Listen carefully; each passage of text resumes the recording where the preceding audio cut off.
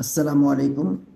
Today's lesson, Qaida for Children, 65 page, Hadith number 7 number Hadith.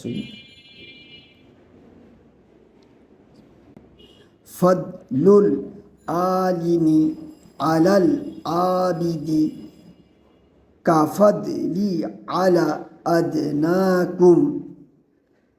Fadlul alimi alal abidi ka fadli ala adnakum। অর্থ, তোমাদের মধ্যে সর্বাপেক্ষা ছোট ব্যক্তি হইতে আমার মর্তবা যত বড়, একজন বেআলেম আবেদের চেয়ে একজন খাঁটি আলেমের মর্তবা তত বড়। আসসালামু আলাইকুম।